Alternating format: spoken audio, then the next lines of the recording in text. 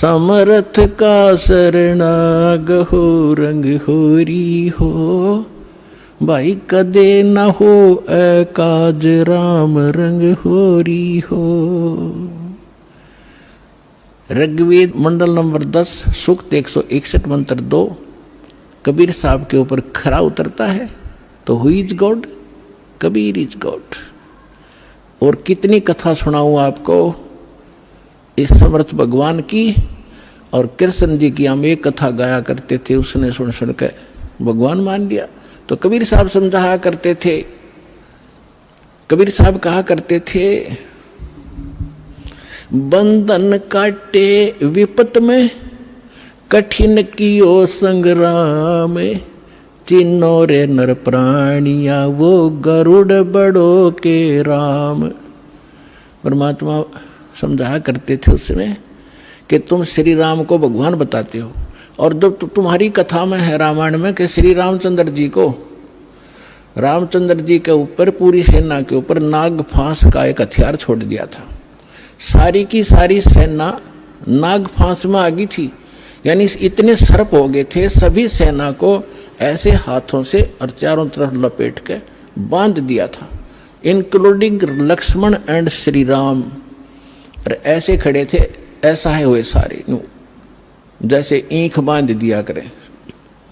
और सारी सेना खड़ी खड़ी देखा कि काटेंगे ये सारे राक्षस हमें। तब यूं कहे हैं कि गरुड़ से पुकार करेगी। गरुड़ वो पक्षी जो श्री रामचंद्र विष्णु जी का वाहन बताते हैं। गरुड़ आए, गरुड़ ने फिर उनके नाग काटे, सारे नाग मार दिए। जब भगवान श्री राम बंधन मुक्त हुए, परमात्मा कहे फिर बंदी छोड़ कौन होया? गरुड़ हो गया। तेरे राम का भी बंदी छोड़। काटे बंधन विपत में, वो कठिन कियो संग्राम, चिन्नो रे नर प्राणिया ये गरुड़ बड़ो के राम। एक तकी ने एक और परीक्षा लेनी चाहिए। उसने कहा कि ये तो मुर्दा सदमे में था और सदमे वाला जीवित हो जाता है। जब जानो मेरी बेटी 10-12 काफी समय से, मैंने 2 महीने से कब्र में दबा रखी है, यदि मेरी लड़की को जीवित कर देगा मैं मान लूंगा कबीर इज गॉड, कबीर अल्लाह है, और नहीं तो ये भगवान नहीं है, फिर डंडोरा पीट दूंगा।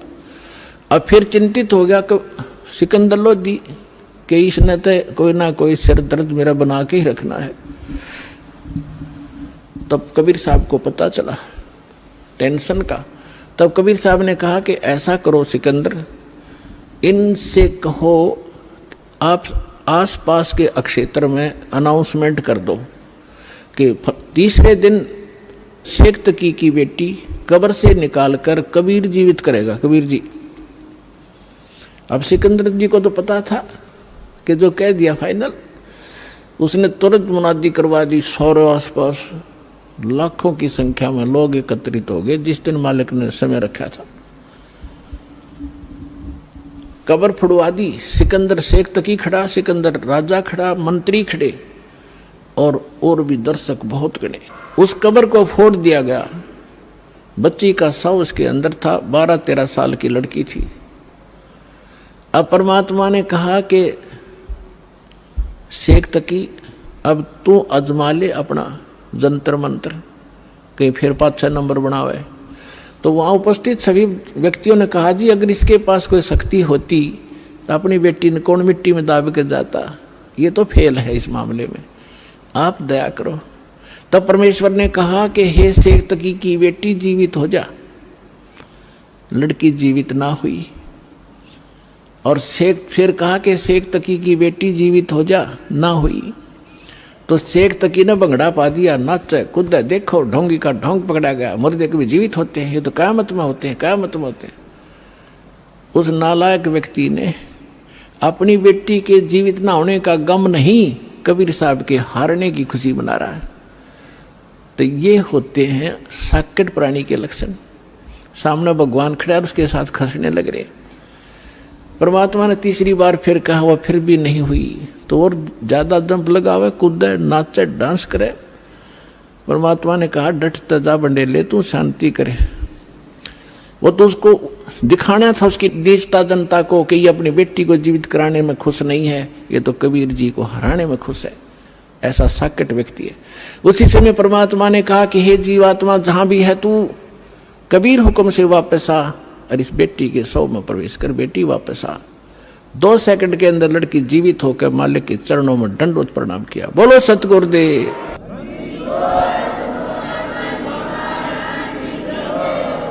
अब सबने कहा कि दाता कमाल कर दिया, मालिक कमाल कर दिया, परमात्मा। परमेश्वर ने कहा कि उसका नाम कमाली रख दिया परमेश्वर ने, और जा बेटी तेरे पिता के साथ ले जा सेक तकी। अब वो लड़की कहती है कि नहीं, आज मुझे अपने ओरिजिनल फादर का पता लग गया, ये तो नकली पिता था, मुझे माटी में डाल गया। आज मुझे अपने असली पिता का पता लग गया है। और 1.5 घंटे तक उस लड़की ने वहां कथा सुनाई, अपने पूर्व जन्म की कथा सुनाई। अपने आत्माओं, परमात्मा कहते हैं, जो जन मेरी शरण है ताका हूं दास, गेल गेल लाग्या फिरूं जब तक धरती आकाश।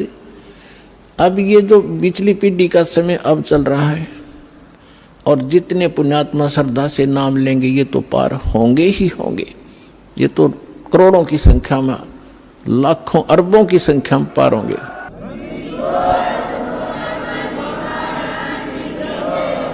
लेकिन इस भक्ति युग के अंत में कुछ ऐसे काल के दूत आएंगे, धीरे धीरे भ्रमित करना शुरू करेंगे, तो अपने आप ऑटोमेटिकली है, वो तो होगा ही होगा। उस समय कुछ भक्त रह जाएंगे, वो पार ना हो पाएंगे। तो उनमें से यही आत्मा कमाली और कमाल की थी। तो परमात्मा, उस लड़की ने अपने पूर्व जन्म की कथा सुनाई। पहले भी ये मुसलमान घर में जन्मी थी, ये अपने पिता के घर पर थी, और श्रद्धा पिछली भक्ति की इतनी गजब की थी, बहुत की नहीं।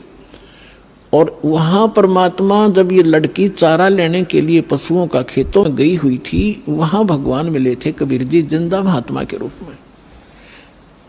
एक कुएं पर बैठे थे, तो वहां लड़की ने भी अपना जो चारा लाकर था उस वृक्ष के नीचे रखा। उस समय विश्राम करने के लिए साधु मिल गए, पीर जी खड़े दिखे तो उनसे प्रणाम किया। परमात्मा ने काफी उसको ज्ञान दिया, बेटा भक्ति करनी चाहिए। वो कहती जी भक्ति करती हूँ, ईद बकरीद मनाते हैं, नमाज करती हूँ, ऐसे करती हूँ। परमात्मा ने सारा ज्ञान समझा, बेटी ये ईद और बकरीद मनाना, मांस खाना, ये महापाप है, ये नहीं खाना चाहिए। कोई आपको काट कर खावे कैसा लगे। लड़की स्तब्ध हुई, बच्चे का जल्दी घर करती है ये ज्ञान। अज्ञान भी ज्ञान भी, बुराई भी और अच्छाई बच्चा जल्दी से ग्रहण करता है, जैसा उसको माहौल मिलता है। काफी ज्ञान सुनाया, बेटी ये भक्ति नहीं, भक्ति अलग से हट के इसकी। अब सामने देखा कि भी मुसलमान ही है, ये बता रहा है, तो बच्ची के बात समझ में आ गई। कहने के भगवान फिर क्या करूं कि बेटी जो मैं साधना बताऊं ये करना, और ये 2 दिन का जीवन है, असंग जन्म हो गया, जन्म तेर मृत्यों को मैं ऐसी साधना बताऊंगा ये पीछा छूट जाएगा। लड़की ने क्या नाम ले लिया, और बेटी मांस नहीं खाएगी। अगर नहीं खाऊंगी महाराज, कत्ती नहीं खाऊंगी, कोई कंपलसरी नहीं मांस खाना, खाओ तो खाओ, मैं नहीं खाऊंगी। लड़की ने दृढ़ निश्चय किया, और लड़की होगी 17-18 साल की, विवाह से मना कर दिया। इतना वैराग हो गया उसके अंदर, और माता पिता को चिंता होगी वे बेटी को हम घर पर नहीं रख सकते। उधर से वो विवाह को मना कर रही है, तो लास्ट में माता पिता ने कह दिया, बेटी अगर तुम विवाह नहीं कराएगी तो हम दोनों आत्महत्या करेंगे, हम तुझे यहाँ नहीं देख सकते, बेटी को कैसे रखेंगे, कल न पता नहीं क्या उक चुक हो जाएगी। अब लड़की ने सोचा बुढ़ा बुढ़िया मरेंगी, उसने यस कर दी, ठीक है मैं शादी करवा लूँ। विवाह हो गया, एक बहुत अच्छे नेक अफसर के अधिकारी के उसका विवाह हुआ, क्योंकि जो भगवान की भक्ति करे वो तो ठीक ठिकाने जागा बालक। वो नेक आदमी था, मुसलमान, भगवान से डरने वाला था। ठीक है हम परंपरागत से गलतियां कर भी रहे अपने समाज अनुसार, लेकिन पिछले संस्कार भी हमारे साथ रहते। वो बहुत ही अच्छा आदमी था, नेक आदमी था, भगवान से डरने वाला। वैसे भी स्वभाव अच्छा होता व्यक्तियों का, चाहे हिंदू होते, मुसलमान, सिख हो, ऐसा ही उनका अपना भी कुछ आधार होता पूर्व जन्म का। तो जब वो लड़की वहाँ विवाह करके वहाँ गई अपने पति के पास, तो उसको कहा कि मैं आपसे एक अर्ज करना चाहूँगी, वो मेरी अर्ज सुनो। उसने कहा कि बोलो, एक छोड़ दो बता, कि मैं संतानों उत्पत्ति नहीं करूँगी, मैं सप्रस नहीं करूँगी आपको, और आपने यदि मेरे साथ बलपूर्वक किया तो मैं आत्महत्या कर लूँगी। तो उसने कहा, उसका नाम राबिया था, कि राबी आपने निकाह कबूल क्यों किया? मना कर देती कोई कंपलसरी। मुसलमानों में एक ऑप्शन है, लड़की स्वीकृति देगी तो ब्याह होगा, नहीं तो नहीं होगा। तो उसने कहा कि राबिया ने कहा कि मेरी मजबूरी थी इसलिए मैंने स्वीकृति देनी पड़ी। उसके पति ने पूछा कि मजबूरी क्या थी तेरी? कि मैं चाहती हूँ भगवान की भक्ति करना, और मुझे एक संत मिले थे, उन्होंने मुझे एक ज्ञान दिया था, उस आधार पर मैं दृढ़ हूँ, और यो असंग जन्म का झंझट टिपका खत्म कराऊंगी, मैं इसलिए ब्याह नहीं करवाऊँ थी माता पिता से मैं। तो उसने कहा कि अपने माता पिता के सामने मना करना था कि मैंने खूब किया था। उन दोनों ने आत्महत्या करने की ठान ली पक्की, तब मैंने स्वीकृति देनी पड़ेगी, इसलिए कि आगे कोई भगवान मिल गया तो ठीक है, नहीं तो मैं आत्महत्या कर लूँगी, अब मैं ये काम करूँगी नहीं। वो दयालु था, उसने कहा। और मुसलमानों में अनेक शादियाँ हो जाती हैं, एक कोई खास बातें नहीं उनके लिए थे। तो उसने कहा, राबिया जैसे तुम्हारे माता पिता लोक लाज मर्यादा के कारण आत्महत्या तक नौबत आ गई थी, ऐसे हमारी भी मर्यादा है। ठीक है, मैं वचन देता हूँ, आज के बाद तू मेरी सिस्टर की तरह रहेगी, लेकिन समाज की दृष्टि में तूने मेरी पत्नी की तरह रहना पड़ेगा, और तेरे लिए अलग स्थान बना दूंगा, खूब भक्ति कर, पर मरिए मत, ये पाप मुझे लगेगा, मैं अपना और विवाह करा लूँगा। तो उसने ऐसा ही किया। महापुरुष ने अलग से उसका कमरा नारा बना दिया और बैठ अपनी भक्ति कर, उसने ब्याह करवा दिया। जब वो राबिया 50 वर्ष के ऊपर होगी, और वो देखा करता था, ये तो बाहर झांकती भी नहीं किसी गैर पुरुष की तरफ, भक्ति और के अतिरिक्त ही अपना काम धंधा रोटी बनाई खाया, इससे अधिक कोई काम नहीं जानती। उस लड़की ने क्या गलती कर दी, वहां जाने के बाद सत्संग का अभाव हो गया, भगवान फिर मिले नहीं। परंपरागत लोक वेद के आधार से मालिक वाली साधना जो उसने प्रथम मंत्र दिए थे वो त्याग थी, और वहां जो समूह था, जैसा भी साधना चल रही थी वो ये करने लगी, नमाज नमोज, मांस नहीं खाती थी वो। ईद बकरीद के दिन रोजे अवश्य रखती थी, लेकिन वो मांस नहीं खाती थी। जब वो 50-55 वर्ष की होगी तो उनके अंदर एक विशेष धारणा बनी हुई है लोकवेद के आधार से मुसलमानों में, कि जो हज नहीं करके आवेगा उसकी मुक्ति नहीं। तो उसने अपने पति से कहा, जी मैं हज करना चाहती हूँ।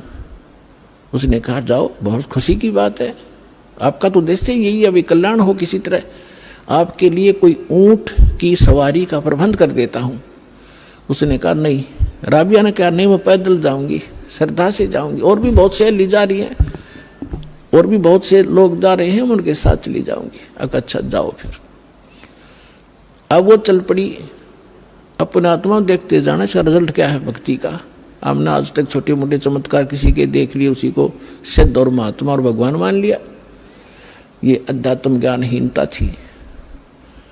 अब लड़की जा रही थी, वो माई, और सफर में कोई आगे चला गया, कोई पीछे रुक गया, उस समय वो अकेली जा रही थी। रास्ते में उसको प्यास लगी, खुद स्वयं को सामने कुआं देखा, कुआं था, कुएं पर बाल्टी नहीं थी, ना कोई रस्सी थी। एक कुतिया प्यासी थी, उसके बच्चे छोटे छोटे दूरी पर उसने देख लिए थे, और कुतिया कभी कुएं में झांक रही थी, कभी राबिया के पैरों में आकर चाट रही थी, फिर कुएं की तरफ भाग रही थी। समझ गई राबिया कि ये प्यासी बहुत है, और यदि इसको जल नहीं मिला तो ये मरेगी, साथ में मरेंगे बच्चे इसके। और औरत के अंदर दया भगवान ने एक नारी दे रखी है, विशेषकर बच्चों के समय, तो वह एकदम, और कुछ पिछले संस्कार थे, भगवान आत्मा थी, भगवान से कई जन्मों से पीछे से चलती आ रही थी, फिर हम रह जाते हैं, बिचल जाते हैं, छोड़ देते, ये माया, इस माया में फंस जाते। तो उस लड़की ने देखा आसपास कोई गांव नगर नहीं, ना कोई रस्सी है ना बाल्टी है। लड़की ने अपने कपड़े उतारे पहले मोटे मोटे कपड़े हुआ करते थे, हाथ के बने हुए।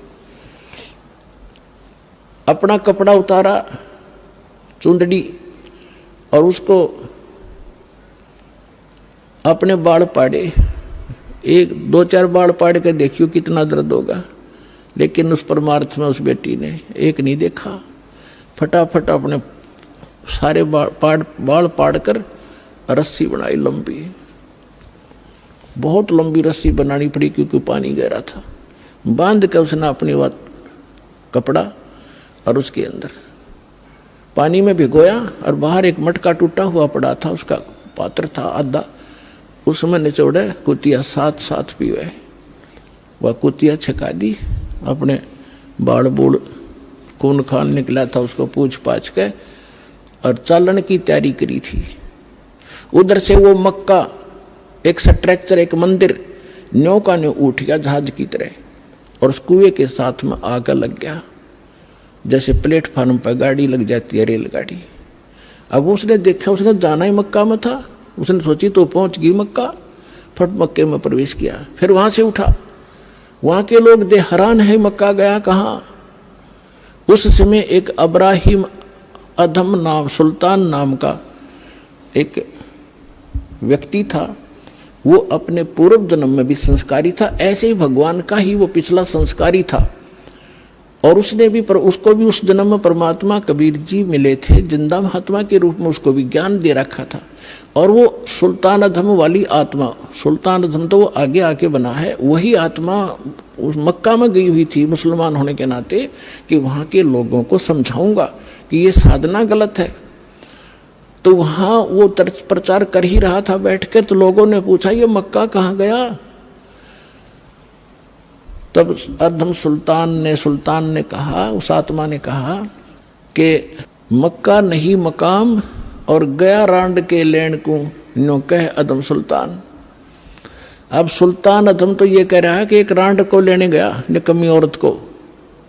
अब आम आदमी के गले कैसे उतरे कि निकम्मी आदमी औरत को के लिए मक्का चला गया। लेकिन वो किस दृष्टिकोण से कह रहा था, कहते सुल्तान अधम मक्के गया, मक्का नहीं मुकाम, गया रांड के लेन को कहे अधम सुल्तान। वो कहने लगे कि आप क्या बात है, कैसे किसको लेने का, इतने मक्का वापस आ गया।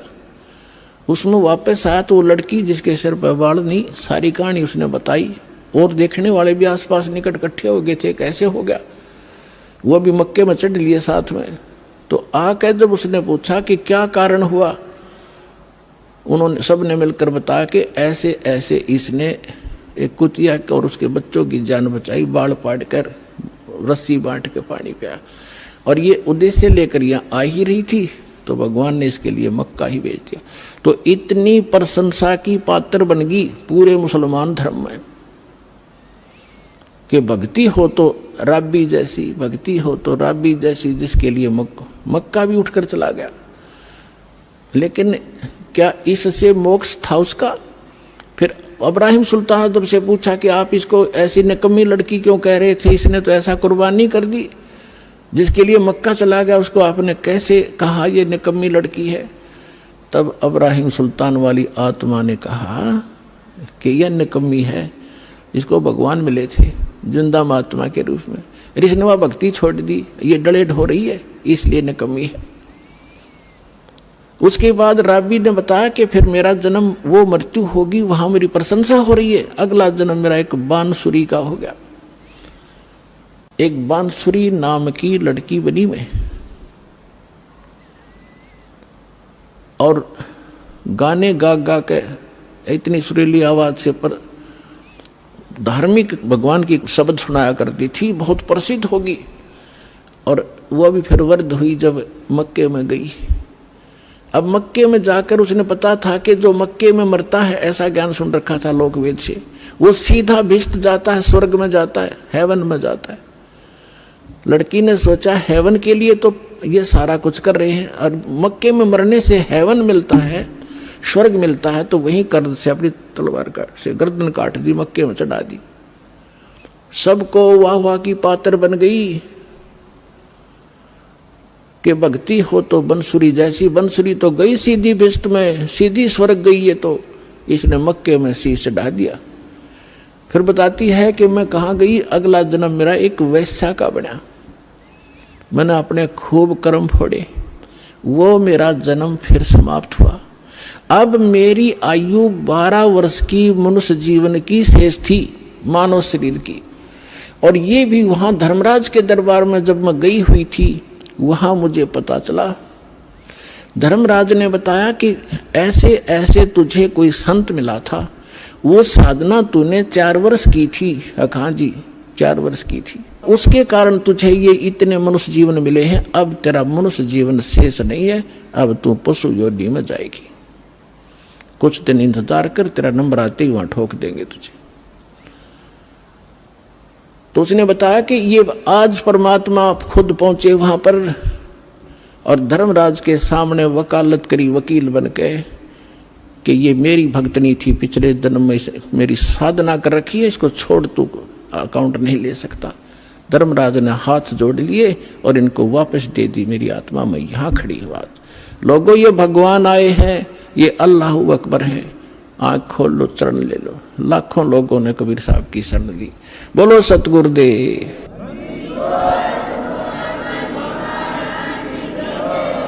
और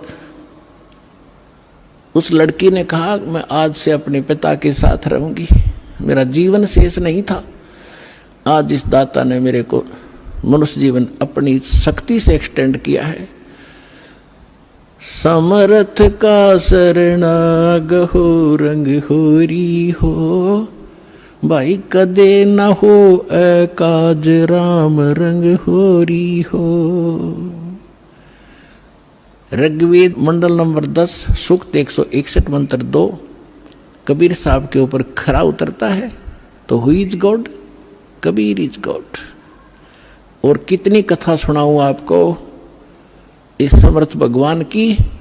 और कृष्ण जी की हम एक कथा गाया करते थे, उसने सुन सुन के भगवान मान लिया।